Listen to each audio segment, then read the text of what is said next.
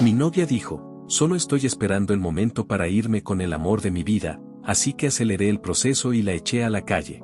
Ella habló a los vecinos diciendo que yo la había golpeado. No sé exactamente en qué momento empezó a romperse todo, pero sí sé cuál fue la frase que terminó de hacerlo pedazos. Martina y yo llevábamos casi 3 años juntos. Desde hacía uno vivíamos en la casa que heredé de mis padres. No era una mansión ni algo ostentoso, pero estaba en buen estado, tenía 2 habitaciones amplias, una sala luminosa y un pequeño patio trasero. Para mí era más que una propiedad, era el último recuerdo tangible de mi familia. Cuando le propuse mudarnos ahí, pensé que era un paso natural, una forma de construir algo estable. Al principio, todo parecía funcionar. Teníamos rutinas simples, cocinar juntos por las noches, ver alguna película los fines de semana, salir a caminar después de cenar. No éramos una pareja perfecta, pero había cercanía. Por eso me tomó tanto tiempo aceptar que algo había cambiado. Los últimos meses antes de que todo estallara, Martina empezó a volverse distante. No fue un cambio brusco. Fue progresivo, casi imperceptible al principio. Dejó de buscarme para conversar. Las salidas que antes organizábamos juntos comenzaron a cancelarse. Si yo proponía ir a cenar o ver una película fuera de casa, ella respondía que estaba cansada o que prefería quedarse. Vivíamos bajo el mismo techo, pero cada vez parecía que habitábamos mundos distintos. Ella llegaba del trabajo, saludaba con un gesto breve y se encerraba en la habitación secundaria que había convertido en su espacio personal. Decía que necesitaba su lugar para relajarse. Pasaba horas viendo series coreanas en su computadora. La puerta casi siempre estaba cerrada. Yo, mientras tanto, me quedaba en la sala intentando convencerme de que aquello era una fase. Intenté acercarme de distintas maneras. Preparaba su comida favorita. Le proponía ver juntos algún episodio de las series que tanto le gustaban. En ocasiones me sentaba a su lado, intentando comentar algo trivial para generar conversación. La mayoría de las veces me pedía que la dejara concentrarse. Si insistía, su respuesta era más directa, no ahora, por favor. La intimidad también desapareció. Al principio pensé que era estrés. Ella siempre había sido reservada con sus emociones, así que no me pareció extraño que necesitara espacio. Pero las semanas se convirtieron en meses. Cada vez que intentaba hablar del tema, su respuesta era la misma, no estoy de humor. Estoy esperando sentirme mejor. Esa frase se volvió un muro. Nunca explicaba que la hacía sentirse mal ni cuánto tiempo necesitaba.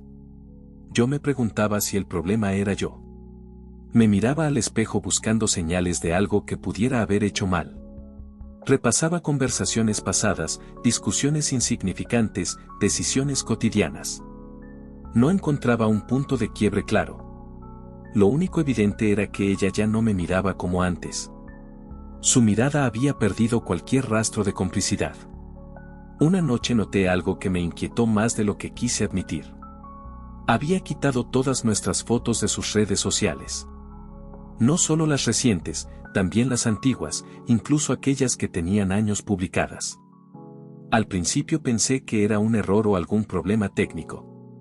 Cuando le pregunté, su respuesta fue fría. No seas posesivo. Es una decisión mía. No te incumbe. La palabra posesivo me golpeó. No estaba reclamando que publicara nuestra vida. Solo quería entender por qué había borrado todo rastro de nosotros. Sentí que algo se estaba borrando también fuera de Internet. A partir de ahí, comencé a notar otros detalles. Usaba más el teléfono cuando estaba conmigo, pero lo colocaba boca abajo sobre la mesa. Si sonaba una notificación, se levantaba con el dispositivo en la mano y salía de la habitación. Cuando regresaba, actuaba como si nada hubiera pasado. Intenté no dejarme llevar por la paranoia. Siempre me había considerado una persona racional. No quería convertirme en alguien desconfiado sin pruebas. Sin embargo, el silencio constante y la falta de transparencia me estaban afectando. Lo más irónico era que la única ocasión en que Martina parecía realmente dispuesta a hablar era para reclamarme algo relacionado con la casa. que no le gustaba el color de una de las paredes de la sala, que el material del sillón era incómodo, que la distribución de los muebles era anticuada, que la cocina necesitaba una remodelación urgente. Cada comentario iba acompañado de un tono crítico que antes no tenía. Lo decía como si la casa fuera una carga impuesta, olvidando que había sido mi hogar desde la infancia. Yo escuchaba, trataba de mantener la calma y le proponía soluciones: pintar, cambiar el sillón, hacer ajustes graduales. Pero ella nunca parecía satisfecha. En más de una ocasión insinuó que el lugar no se sentía suyo. «Es tu casa», decía. «Yo solo estoy aquí». Esa frase me generaba una sensación extraña. Cuando decidimos vivir juntos, le ofrecí que hiciéramos cambios para que se sintiera cómoda. Nunca le negué participación. Sin embargo, en su discurso parecía que estaba atrapada en un espacio ajeno. Un viernes por la noche, mientras yo preparaba la cena, salió de la habitación y me dijo que el siguiente fin de semana se iría con sus amigas. «Necesito despejarme», afirmó, sin mirarme directamente. Le pregunté a dónde irían. «No te incumbe», respondió de inmediato. No era la primera vez que utilizaba esa expresión, pero sí la primera vez que la aplicaba a algo tan concreto. Intenté mantener la calma. «Solo quiero saber por seguridad. Si ocurre algo, al menos sabré dónde estás». Ella soltó una risa breve, sin humor. «No te voy a ser infiel, si eso es lo que piensa tu mente insegura». Esa acusación me dejó en silencio. No le había hablado de infidelidad. Ni siquiera había insinuado algo parecido. Pero ella lo puso sobre la mesa sin que yo lo mencionara. Esa noche casi no dormí. No porque creyera con certeza que estuviera engañándome, sino porque empecé a sentir que yo era el único intentando sostener algo que ya no existía. Su distancia no era solo física. Era emocional, y cada día parecía más profunda. El fin de semana llegó. Se fue temprano el sábado por la mañana con una maleta pequeña. No me dio detalles, no compartió itinerario, no mencionó nombres. Se limitó a decir que volvería el domingo por la noche. La casa quedó en silencio. Recuerdo haber recorrido cada habitación con una sensación de vacío difícil de describir. No era la primera vez que pasaba un fin de semana solo, pero esta vez se sentía distinto. Más definitivo.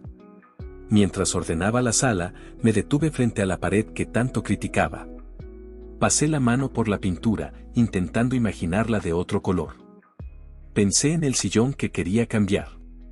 Pensé en todas las pequeñas concesiones que estaba dispuesto a hacer, siempre que ella volviera a ser la persona que había elegido.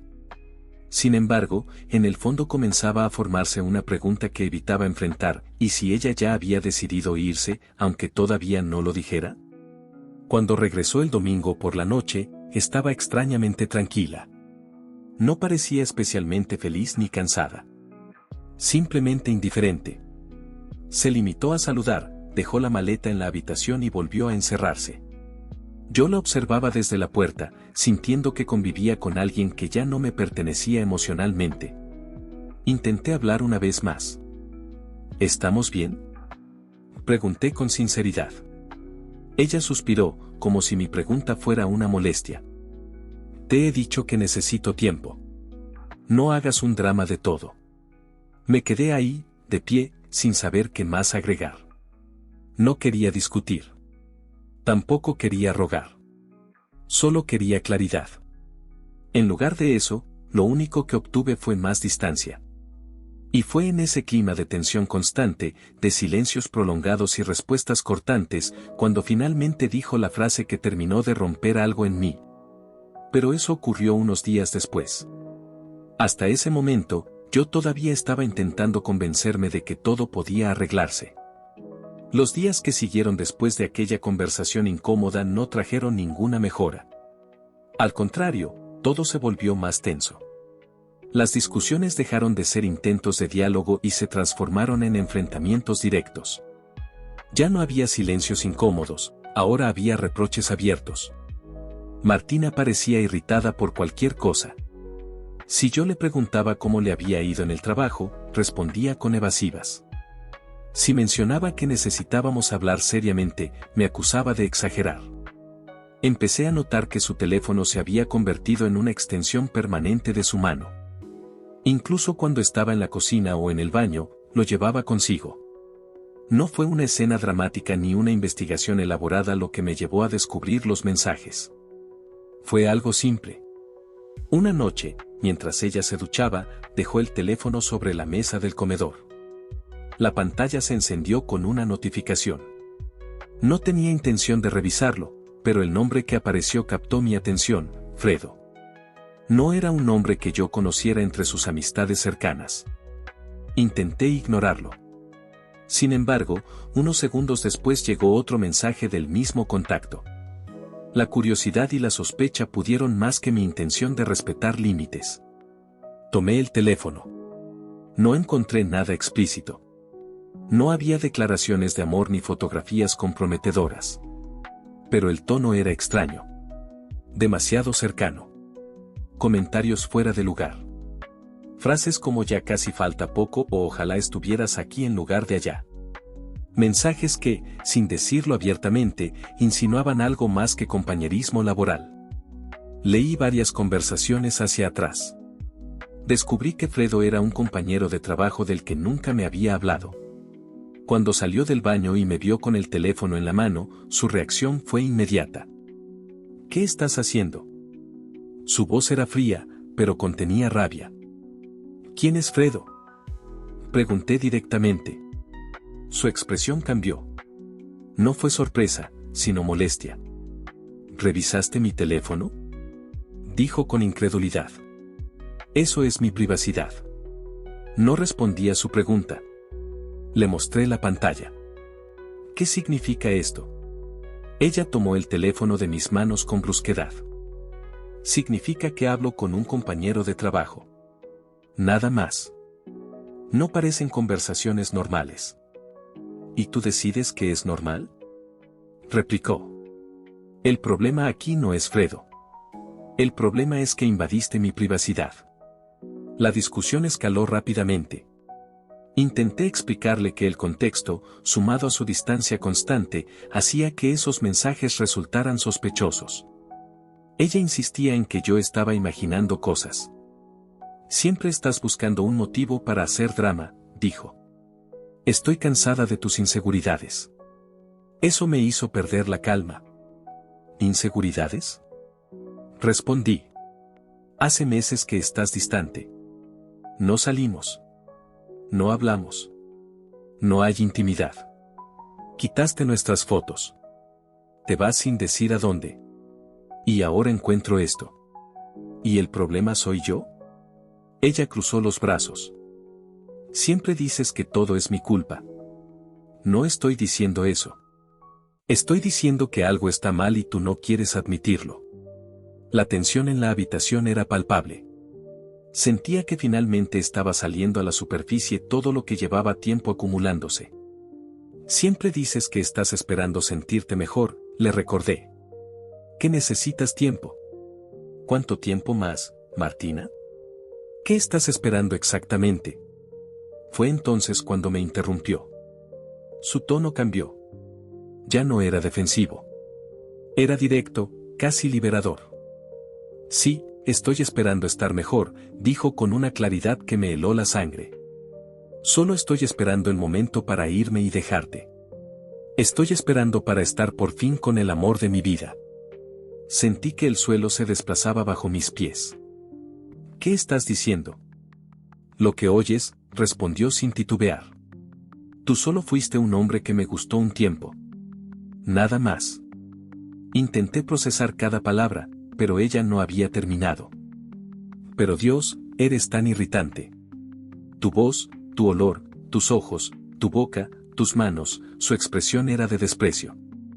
Me tienes harta. Me das asco. Me quedé en silencio. Sentí un nudo en la garganta. Las ganas de llorar estaban ahí, presionando, pero algo dentro de mí se endureció en ese instante. No era orgullo. Era una especie de claridad fría. Entendí que ya no había nada que salvar. Sin decir una palabra más, me dirigí al cuarto de lavado. Tomé el cesto de ropa sucia y regresé a la habitación que ella ocupaba. Empecé a recoger sus cosas, ropa, zapatos, productos de cuidado personal. No lo hice con violencia ni con desesperación. Lo hice con método. ¿Qué estás haciendo?, preguntó, incrédula. No respondí. Eres un ridículo, continuó. Un poco hombre haciendo un espectáculo. Seguí llenando el cesto. Esto es lo normal en una relación, insistió. Las personas se cansan, se aguantan y después terminan. No tienes que dramatizar todo. Esa afirmación me resultó absurda. ¿Aguantarse? ¿Aceptar que te desprecien mientras esperan irse con otra persona? No discutí. Simplemente llevé el cesto a la puerta principal y abrí. Comencé a dejar sus cosas en la acera, una bolsa tras otra. La noche ya había caído y la calle estaba relativamente tranquila. Ella permanecía dentro, con actitud altanera. No puedes echarme así, dijo. No tienes derecho. La casa es mía, respondí finalmente. Y tú ya dijiste que estás esperando irte. Te estoy facilitando el proceso. Cuando vio sus pertenencias acumulándose afuera, salió furiosa. Durante unos segundos pensé que intentaría dialogar. En cambio, hizo algo que no esperaba. Comenzó a gritar. ¡Ayúdenme! ¡Ayúdenme! Me está golpeando. Me quedé paralizado. Está ebrio. Continuó.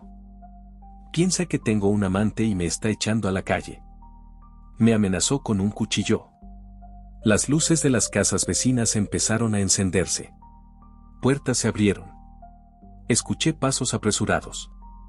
El primer vecino que salió fue un hombre de mediana edad que vivía frente a mi casa. Martina corrió hacia él, llorando de forma convincente. Por favor, ayúdeme, dijo entre sollozos. Me quiere hacer daño. Intenté explicar, pero antes de que pudiera articular una frase, dos hombres más se acercaron. Me tomaron de los brazos con fuerza. Tranquilízate, ordenó uno de ellos.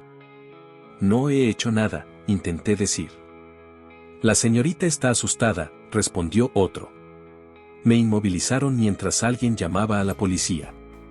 Martina seguía llorando, repitiendo la versión de que yo estaba borracho y violento. Yo no había bebido ni una gota. En cuestión de minutos, una patrulla llegó. Intenté explicar lo sucedido, pero la escena ya estaba inclinada en mi contra, una mujer llorando, vecinos que afirmaban haberla visto salir aterrada y un hombre retenido. Me llevaron en calidad de arresto provisional para esclarecer los hechos. Pasé la noche en una celda fría, intentando entender cómo todo había escalado tan rápido. No sentía rabia en ese momento. Sentía incredulidad. A la mañana siguiente llamé a mi abogado. Era un hombre directo, poco dado a formalidades innecesarias. Le expliqué todo con detalle. Escuchó en silencio. Dijo finalmente, este caso está ganado.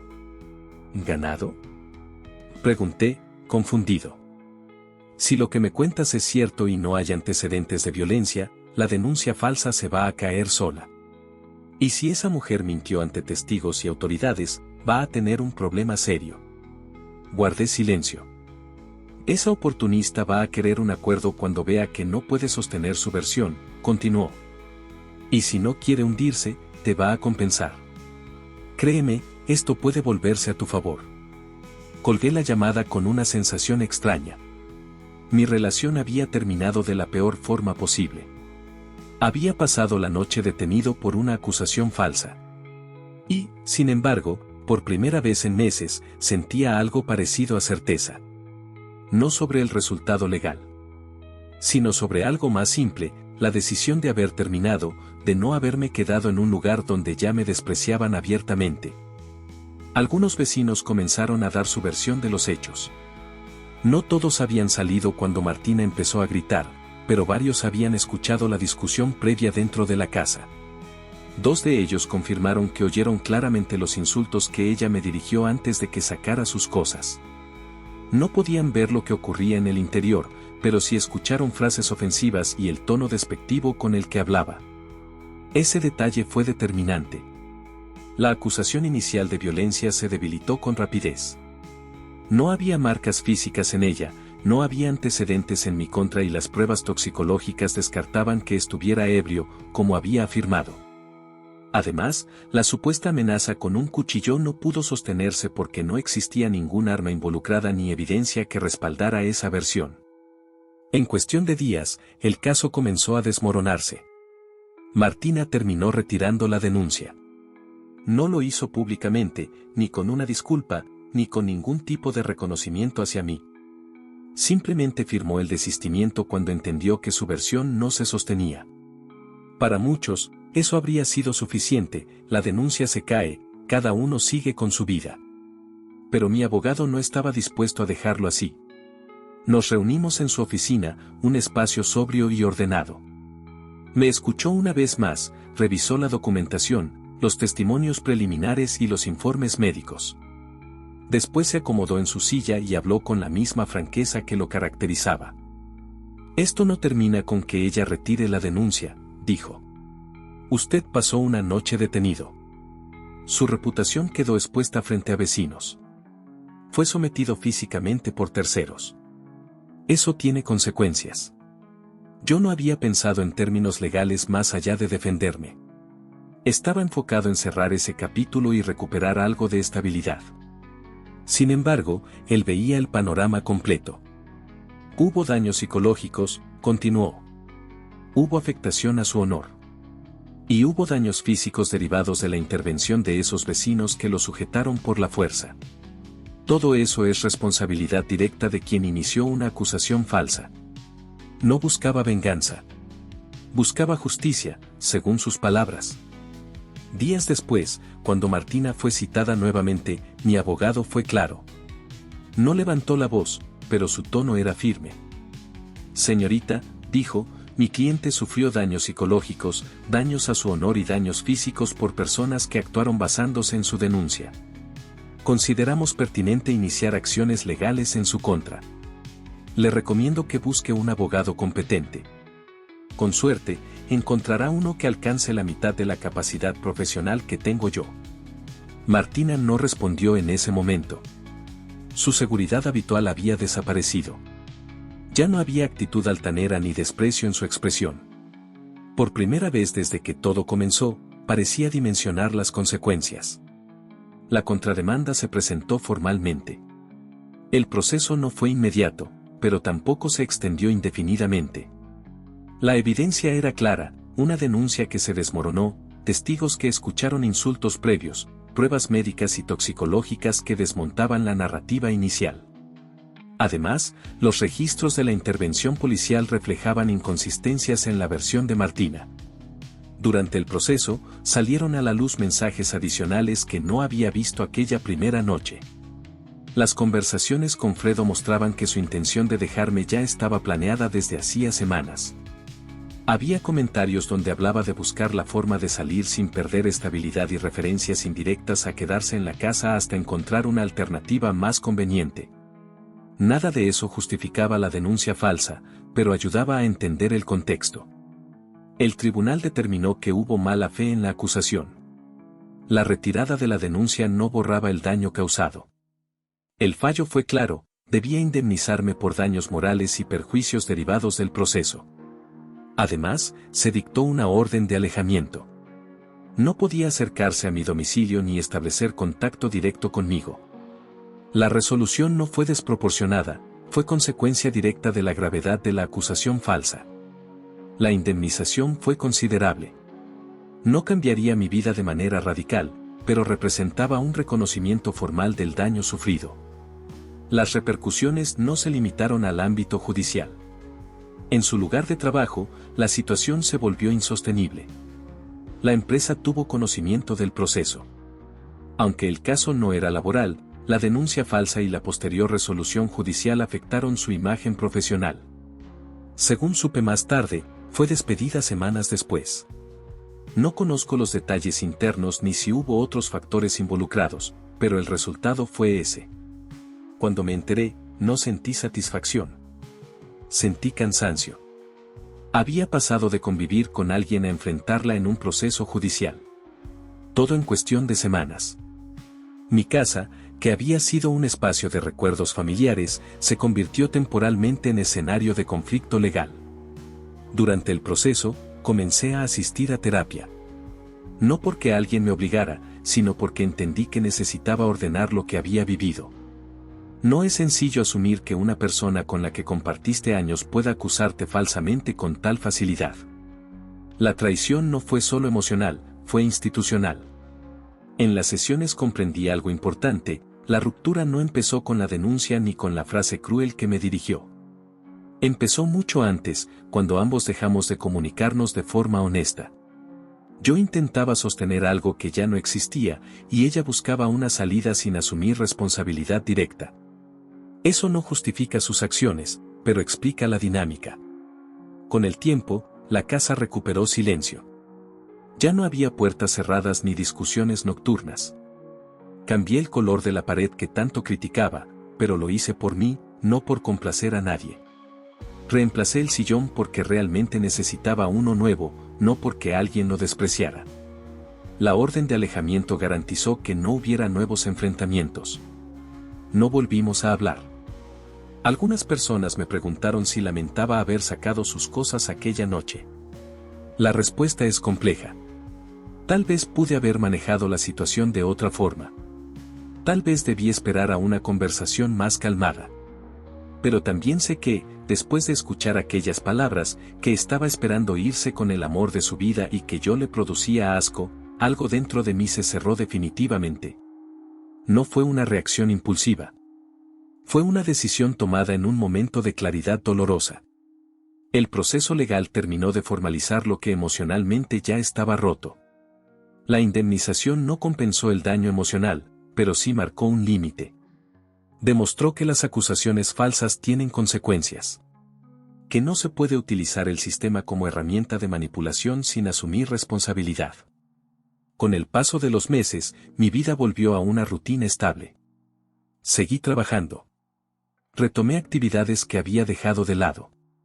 Reconstruí mi círculo social, que se había reducido durante la relación. No volví a saber de Martina directamente. Su nombre dejó de aparecer en mi día a día. A veces, cuando paso frente a la casa y recuerdo aquella noche, pienso en lo rápido que pueden cambiar las cosas. Lo que empezó como una relación con planes compartidos terminó en una sala de audiencias. Y aunque el desenlace legal fue favorable para mí, el aprendizaje fue más profundo que cualquier compensación económica: nunca ignorar las señales de desprecio disfrazadas de distancia. Y nunca tolerar que alguien normalice el daño como si fuera parte inevitable de una relación. Eso fue lo que realmente aceleró el proceso. No el juicio, sino la decisión de no aceptar menos de lo que merezco.